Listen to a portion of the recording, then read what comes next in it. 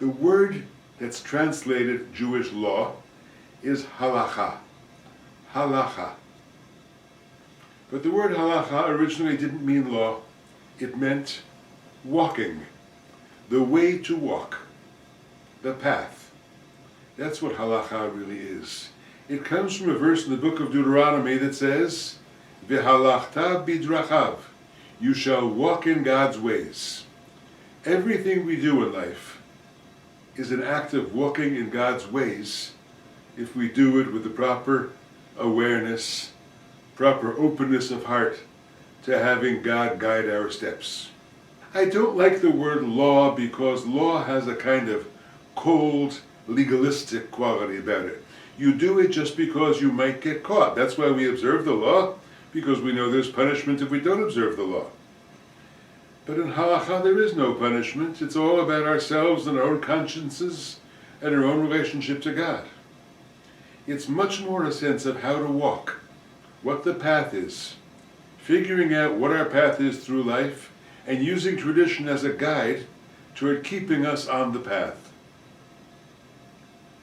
The great Jewish philosophers a century ago, two great Jewish philosophers who lived in Germany just about a century ago, were Martin Buber and Franz Rosenzweig. They were two very profound thinkers and also had a very deep and beautiful relationship between them, friendship between them.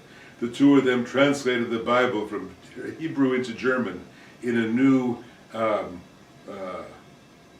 orally active way that really captured the Hebrew language for the first time in any translation into any language.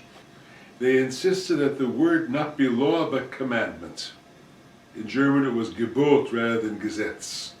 Because as long as it's a commandment, a mitzvah, that's the classical Hebrew term mitzvah, commandment, as long as it's a commandment, we feel the presence of the commander right there in the act. I am doing this, Lord, because you have commanded it and because I love you. You are present in my life as a real voice speaking this commandment to me. The Torah is being given anew at every moment.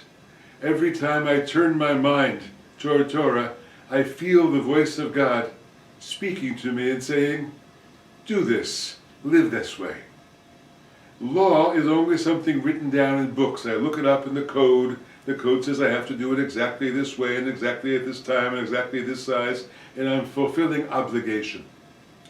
But it's not about obligation. It's about relationship.